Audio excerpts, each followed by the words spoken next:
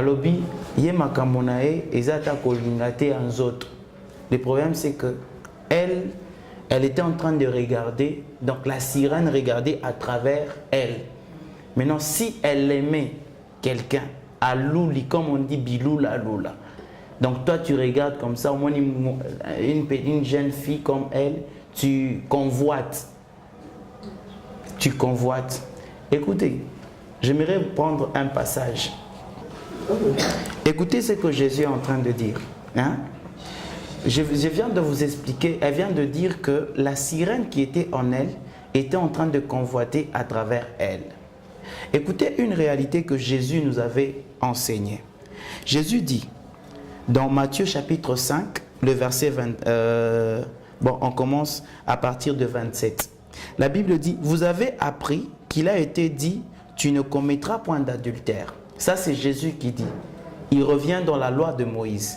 Pour dire, vous avez appris qu'il a été dit, tu ne commettras point d'adultère. Mais écoutez l'enseignement que Jésus vient de donner. Il dit, mais moi je vous dis que quiconque regarde une femme pour la convoiter a déjà commis un adultère avec elle dans son cœur. Tu comprends? C'est que avant, pour savoir que tu as commis un adultère, il fallait qu'on te trouve avec une femme dans le lit. Mais Jésus donne un enseignement. Il dit, quiconque convoite une femme a commis déjà l'adultère dans son corps.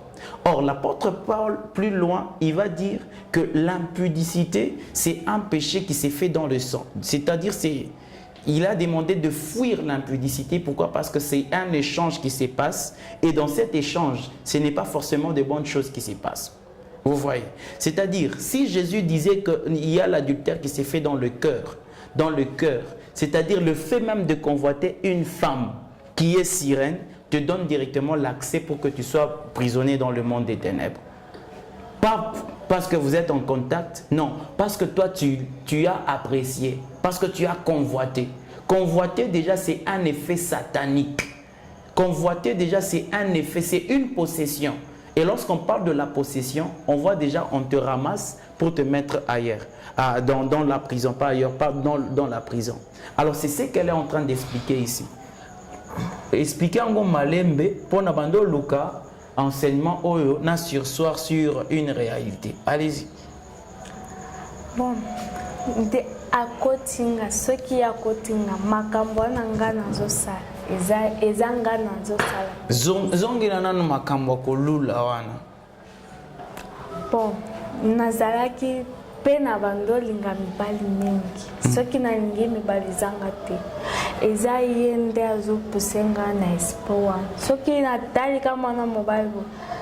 Déjà okomona tamu sosa bebe sumo elonya lobi mwana mwasi aza kitoko soki akoloba ka boy déjà attiré mbala moko.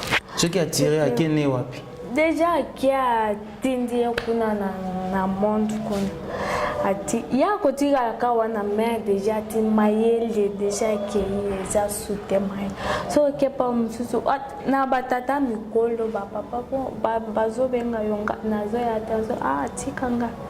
Bako benga yo boko kendete makomona ka kotika la zotala yo kaka zotala déjà si bazu maele na ebake babanzo sale na boko ya tika ka moto pamba ka bon c'est que ero ko fanda ka moko donc batonyo so balula lulaka donc baza na possibilité bazwa bango maeba kini nango na monte na prison. Comme ça, la maïne na bango, nous avons dit batika ika ba carcasse. Batika ika boy. Ce qui n'a fait ce qu'a tali à lobby. Moi soit zakitoko déjà ba suis. Non, on lingio le baké kolula mut. On dit ça comment? Hein, kutamania muntu dete. Hein, kutamania muntu numbaya. Et kolula mutu izamabe. C'est mauvais. Bon, des fois, c'est mauvais, mais ça a des conséquences. C'est pas tout. Oui, ça a des conséquences. Ce que au monde, quand tu dis la fille, si elle est perdue, si cette fille-là est dans le monde. Oui, c'est moi quand tu vas dire ça, la fille, si elle est perdue, on prend ton intérêt, tu vas rester seulement comme ça. Quand tu la regardes là-bas, toi, tu es en train d'avancer. Si d'autres personnes te regardent, Bon, il va rester, ça m'a commencé à te regarder. Bon. À deux fois, si je pars en route, tu étais là-bas, non, les gens là, ils ont dit la fille, si elle est belle. Tu pars devant, tu marches. Tu regardes derrière, les gens ici me regardent. Qu'est-ce que j'ai fait?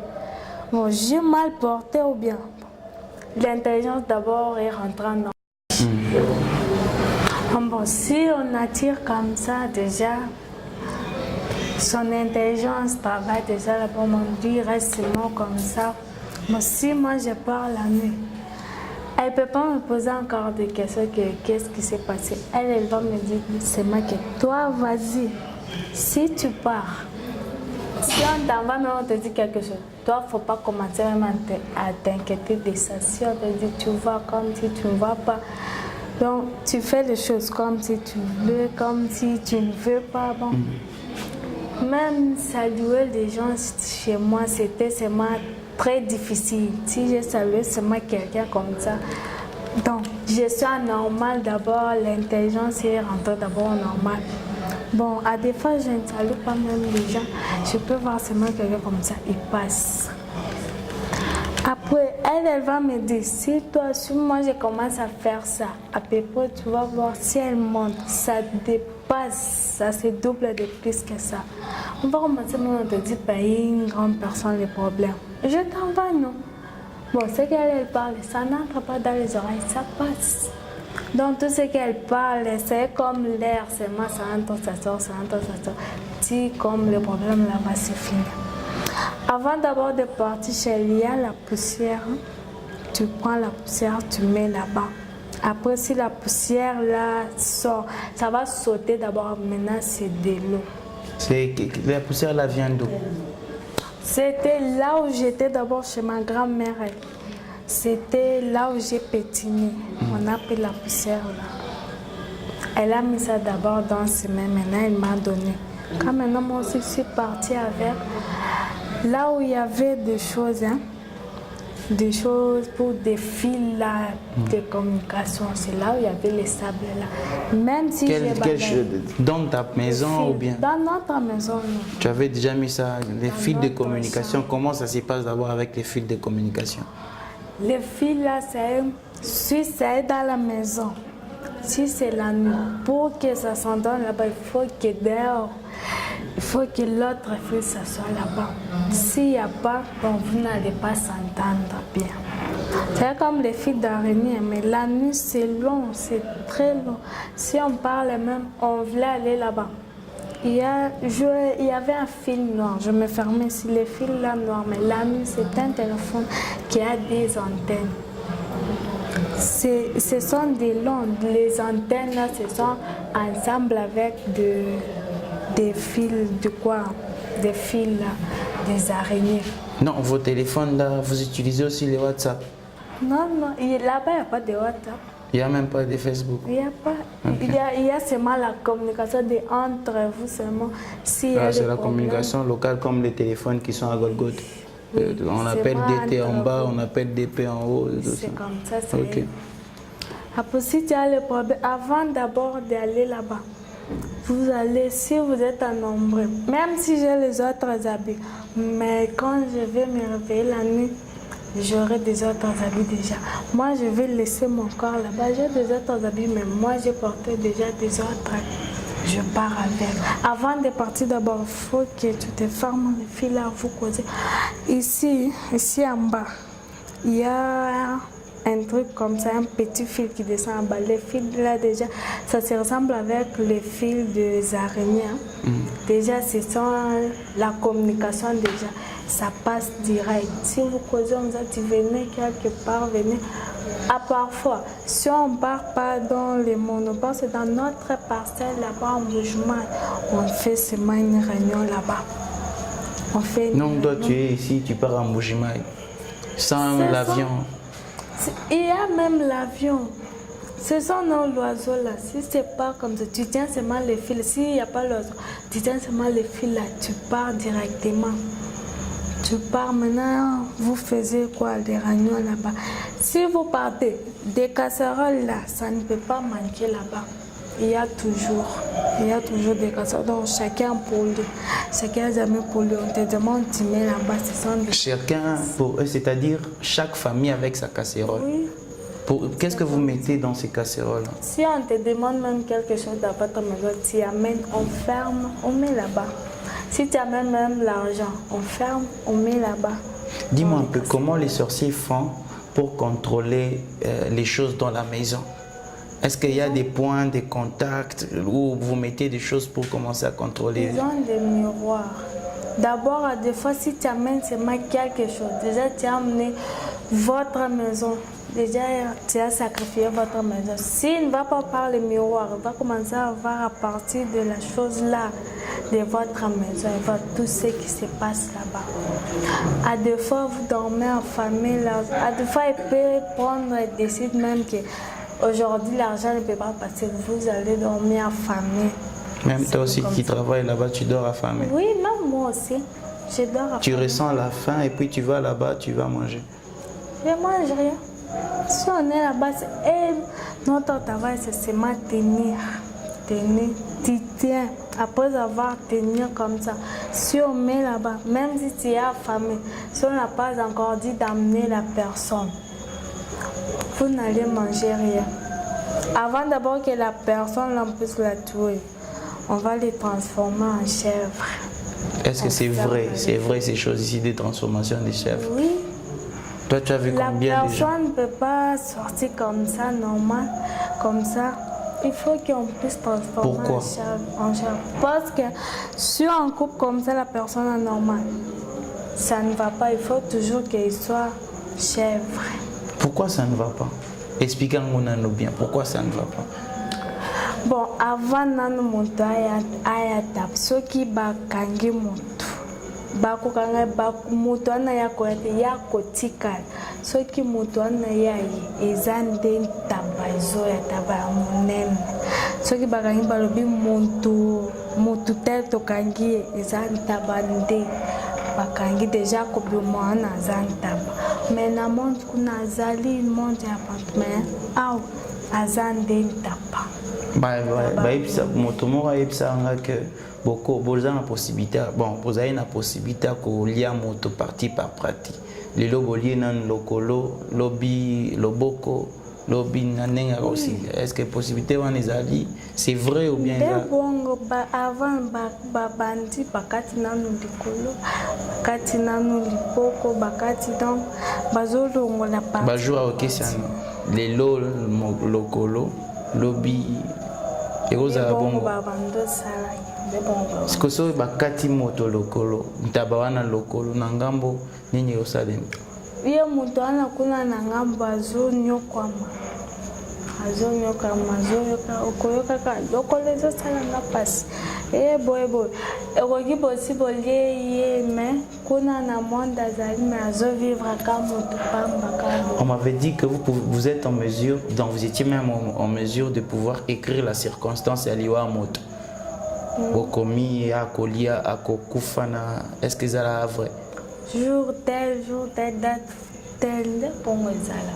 Soki bokomi mutu wana donc nga nazalaki soki babando pe ngande nazalaki kana bajote soki kanga na lamuki avant nanu nakende kuna pa bakoko nanga il faut naleka kuna sira nazali ayebisanga makambo soki ayebisinga nde nakei kuna pa bakoko nanga koko ana ye azoyebisanga yo kosalelaka nzambe te laso okotoko bimaka te ata soki osali ndenge nini yo kobimaka te lelo obimi nayebaki te soki eza nini bon akangaki ngai nasinga na moto alobi kaka ndenge mosusu wana akufaki nde bongo mpe yo kokufa nazotala ye kana misoki nakei nalamuki soki ata baya na nga bazosambela na butu ngai nasilikaka nasiliki soit nakangi matoi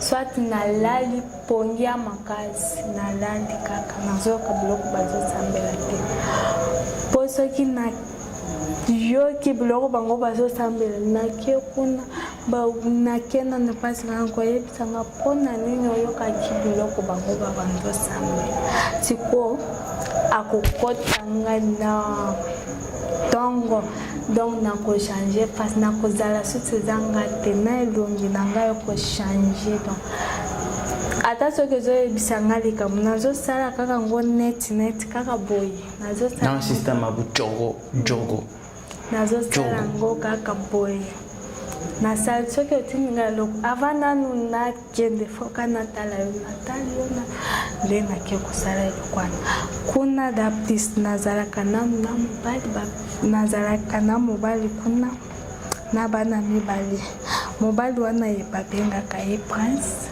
mwana moko babengaka ye moko rossignol moko bebenyor na nkombo moko rossignol moko bebe nyor nde bongo babengaka na bango mpe bazalaka likolo eza neti ka ya moto mais ase eza neti ya nyoka echangeaka dans deux sens soki eza ya nyoka te eza ya mbisi dans deux sens nde bongo ezalaka apres ti bakombo wana kaka moko oyo arosinio wasira ndapesaki oyo abebeno na koko na nga ndapesaki alobaki na tozalaka.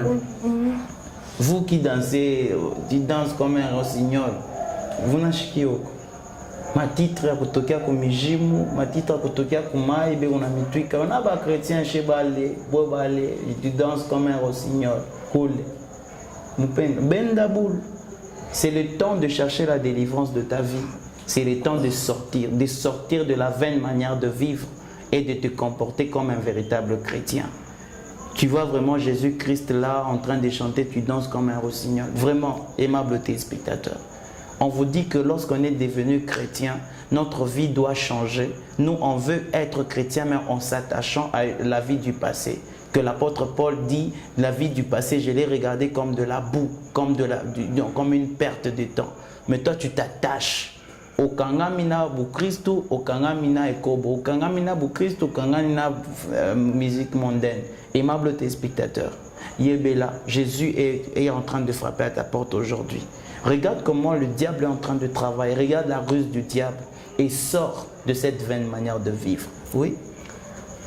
Bon, nde apesaki kombo wana apesaki kombo wana alobaki ngai ndenge apesi kombo wana alukaki papa na nga azangi ye nanu alingaki aboma bayaya na ngai na boye nalobi te bango te nde alobi bongo boyi kopia bango atiaki nga solo ya mapeka na banda kolomba mapeka dasi bongo oboyi kopia bayaya na yo nde bongo kotikalaka te na singa moko ya noir ezalaki nde lokwa singa ya akangaki singa ya akangi neti akangi famille na bino bokokende liboso te surtout yo awa okobima te nzambe mpe ndenge tozangi papa na yo awa okobima te nzambe mpe okozalelaka ye te na vi na yo.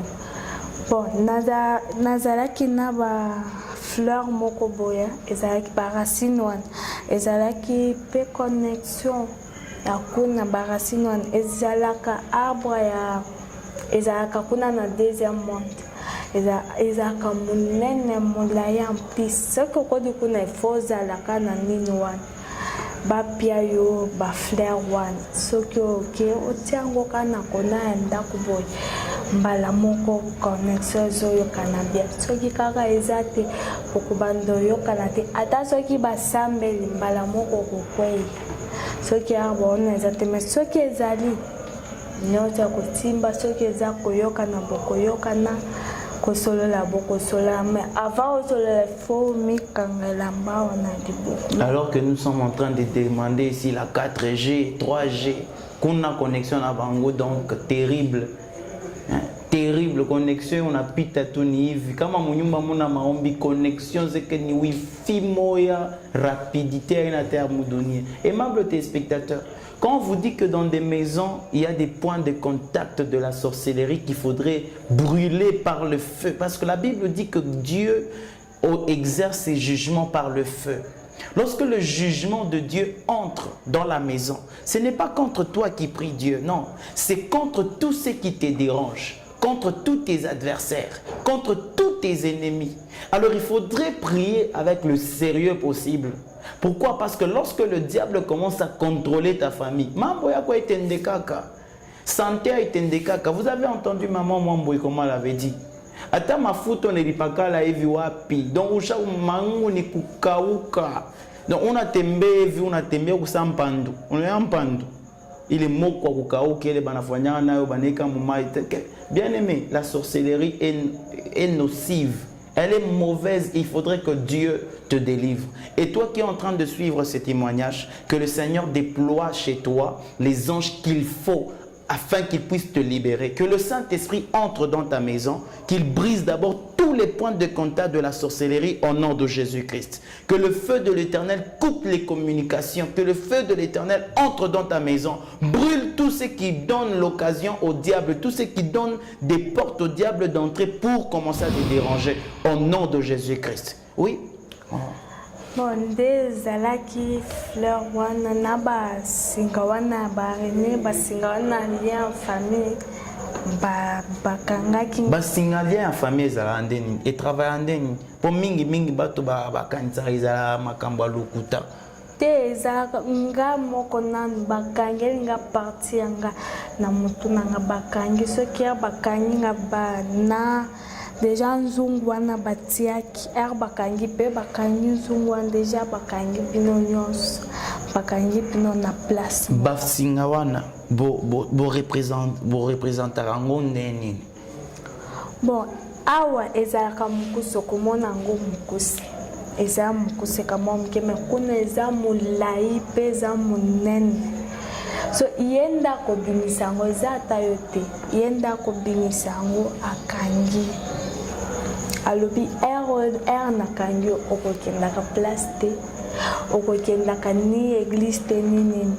Donc ata soki bazoyebisanga makambo ya église nasilikaka soki bayebisingaki sokola mai tokende église nasiliki déjà na change no ekozala bato baza liboso kuna nga naza na nsima nazotambola malembe mpo bakende batikanga okozala makolo ebando peso ozotambola malembe bakozala bayebiso sala bango me makolo ezotambolaka okozala oforce yango etambola yango ekiti oforce etambola bango ti ata bango bakozela yo soit bazeli yo soit ti ndenge okotambola bakomi boke place mosai bayebisinga makambo alesi nasiliki. Parfois soki nga nazolamba ta soki moto eza ebele soki nazolamba natie kaka ta mungu wa moke yango eleki kaka nayebaka te soki ndenge ataka natie tu mwa mungu wa moke boye natie soki bato bazolia koyokaka biloko yango mungwa na mitali na yobe natiaki mungu wa moke awa me mungu ayebele ndenge eza tanga natiaki te eza sirani wana nde atie. Bon, soki batie prédication kuna na télévision kolokota bazolo bata soki esili balobi kindoki efutaka te bo natali déjà na changé lo na bitata nde azoloba binini kindoki efutaka te kindoki nde nini. Bon, nasali sambla yango pe bakodouble yango soki combien de fois bazozongisaka bazozongi okokaka kindoki efutaka te kindoki efuta soki esili ata soki batie prédication be publicité ndenge nini okoyokaka zela nanu bachango nanu aimable téléspectateur tolandana bondoki efutaka. Suivons d'abord et puis on se retrouve après.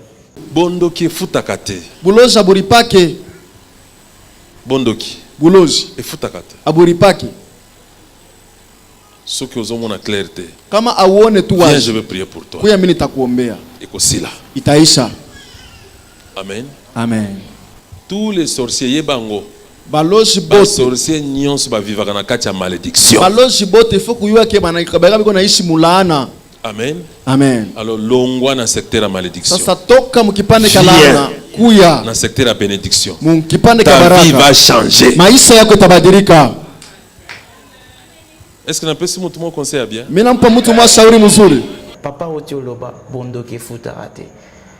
Dans le moneti tolingi to sokela première partie na biso avant to suka moi conseil na bato bazolanda biso bango bazumba mikuti na kindoki na bondoki ba ebinte sika okende o déposer yango. Bon, ndenge nazolobela bango, première chose d'abord, c'est que moni mwana na mutu makasi azoyoka te. Bon, oyebisi ya makambo atali ya moni yo neta monte eza rien déjà esprit attirant neti ekoti bazo utiliser avant kende kuna esprit na kota il faut asala ba sacrifice eza net aleki awa apesi sacrifice ndaki tiso abanjo solana soki azo solana yebisi esala bo soki yo zangi ngana kota soki ko mwana aza mutu makasi azoyoka to oyebisa ye makambo so oyebisi ye likambo yasali yo déjà eza ete eza pa espoir ere kokenda fandi nanu ye moko alobi mpo anini nasalaki boye na répondraki mabe ta moko boye se esali nini na répondre ka boye esili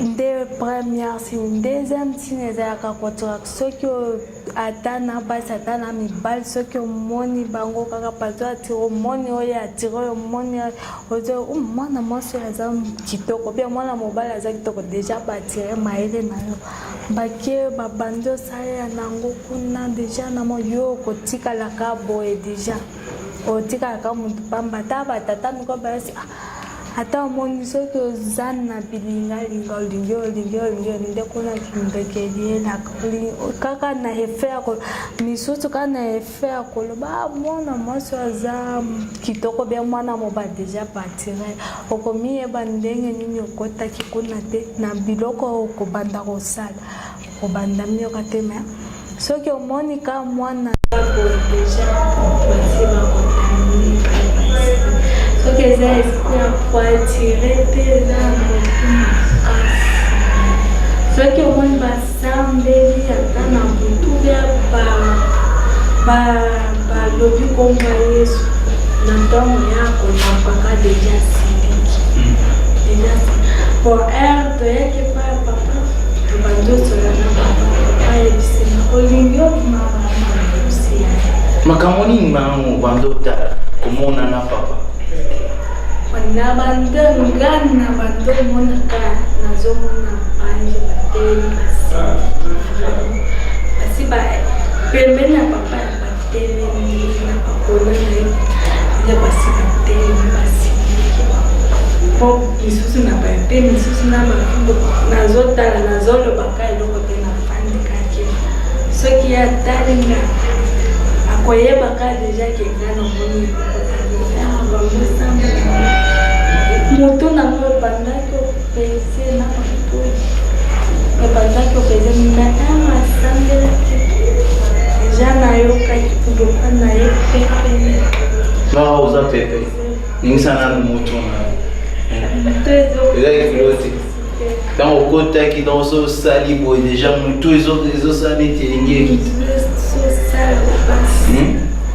moto ebandi osala mpasi ozwi vraiment délivrance na yo ozwi délivrance na yo matoi mangongi nyonso esi tokoverifie ndenge bon eloko nga depuis ka nayaki awa nazomona changement ata na nzoto na nga nde nazoyoka changement ezali kaka me nazoyebisa bango mpe baza kuna na kindoki baya epai ya papa akozambela bango mbongo eza te mai eza te mafuta eza te yo oliaki omelaki bamelisaki nga bamafuta esali nga na mabe nde nasanzaki yango nyonso eloko te echangeaki te nazoyebisa bango nyonso mpe baza kuna baya epai ya tata akorecevoir bango abondeli ekosila Merci. Yo moko oza convaincu que si Oui. bantenyo se kata. Bio nyoso bachaki yo na moto eziki nyoso. Ezate. O confirmé. Oui. Et là on y la exhibition ezate. Bon, parfois nan yangai. Alors papa bande bonde ayebisinga na pesio banji mibale ba sécuriser. Ayebisinga na mbala liboso omoni bango na lobi tetala bango na lobi na moni bango bate. Aka ayebisinga na pesio bango na moni des nazo kandeti na e double. Naza katikati ya bando moko wazana epe moko wazana fimbo naza soki naza na kati. Non, on a bien sécurisé. Au moins que sécurité mingi zaka na Yesu. Au confirmé. Yebisa na bango que sécurité bondo ke futaka te. Bondo ke futaka te. Ah, lobe na bango bien. Bondo ke futaka te. Donc confirmé que bondo ke futaka te. Ah, pia bango message à suka to ingito aussi. Bon message à suka eza kaka bango baya papa akobondela pona bango nzambe pe akosunga bango. Vraiment. Merci beaucoup aimables téléspectateurs. C'était ce témoignage. Je crois que ça vous a édifié. Vous avez compris au moins la quintessence de l'agissement du diable, l'agir du diable dans la vie des gens. Même s'il travaille, il faudrait savoir que lorsque tu es un véritable chrétien, affermi, assidu, bien converti, tu as les capacités qu'il faut pour chasser Satan de ta maison. Satan n'a pas le droit de rester, de demeurer dans ta vie. Oui, il n'a pas le droit. Pourquoi? Parce que toi, tu as le pouvoir. Le pouvoir que tu as est au-dessus de tout ce qui s'autoproclame des rois. Le pouvoir que tu as est au-dessus de tout ce qui s'appelle puissance. Le pouvoir, c'est la capacité de mater, de dominer sur tout celui qui est en train de marcher sur toi. Car tu as l'épée qui va te permettre de couper la tête de ton ennemi. Alors j'aimerais te dire, où unaishi makaya hivi, unapima wapi via maombi na poteleana mujama yako, Dieu peut encore te sauver. C'est pourquoi il a occasionné cette émission pour que tu puisses entendre ce témoignage et que ça te fortifie, que ça te donne la force de chercher encore Dieu. Nous sommes au quartier Shindaïka, numéro 6, bloc 40, commune Rouachi. Beba motoka au niveau ya gare, beba bus yako taxi yako niveau ya du 30 juin coin Tabora. Batakwacha niveau ya Matoleo Rouachi, Matoleo wala arrêt Bemba. Pale peko ba motard ou ba olize bakwache ku station ya Golgotha télévision. Je pale peko kanisa, pasteur et qu'on a recevoir mardi, jeudi na samedi. Kouya jeudi mardi à partir à 8h30. Tunambaka de 8h30 à 12h. Tunambaka mercredi de 16h30 à 18h. Vendredi, tunambaka de 16h30 à 18h. Na dimanche, tout coupé à partir de 9h. Aimables téléspectateurs, je vous invite. Vous avez des problèmes pareils. Christ a des solutions à ces problèmes. Jésus Christ et qu'on a solution quoi imam. La Bible dit dans Actes chapitre 4 le verset 12. Écoutez très bien ce que la Bible est en train de dire. Lorsque la Bible dit des choses, ce n'est pas pour satisfaire le cœur de quelqu'un, non, c'est pour présenter une réalité immuable, une réalité qui ne peut pas changer. Dans Actes chapitre 4, le verset 12, la Bible dit, écoutez ce que Dieu est en train de dire. L'apôtre Paul, il reconnaît la main de l'Éternel. Il reconnaît la main de l'Éternel. Il dit ceci. L'apôtre Pierre, il n'y a de salut en aucun autre, car il n'y a sous le ciel aucun autre nom qui ait été donné parmi les hommes par lesquels nous devions être sauvés. Hakuna njina ingine baki présenter Mungu mwingine ashina na kapasite ya kutosha muntu mbuloji. Batemefungisha tu mencho banemiflue eko na mitravaye huko chini. Ai ba mfumo wa baishake buloji. Mabile batradi praticien baishake buloji. C'est l'affaire de Dieu. C'est Dieu qui a la possibilité de finir. C'est Jésus qui a la possibilité de finir. Alors je te demande de pouvoir reconsidérer les choses et d'appeler au numéro qui est affiché au bas de l'écran pour que le Seigneur intervienne puissamment dans ta vie, puissamment dans ton ministère, puissamment dans ta situation. Que le Seigneur te bénisse. Nous sommes en train de présenter le Dieu, de l'homme de Dieu, le révérend Camille Mboko. Merci pour ce grand cœur. Atulomba Kekinto, Atulomba Kenini. Nous venons, nous recevons notre travail. C'est nous avons reçu gratuitement, nous donnons gratuitement. Il reçoit chaque mardi, jeudi, samedi. Pour la gloire de notre Seigneur Jésus-Christ, je crois le Seigneur a le remède à ton problème. Sinon, d'ici là, portez-vous bien. Shalom chez vous. Bondoki futakate. Bulozi aburipake. Bondoki. Bulozi Et futakate. aburipake.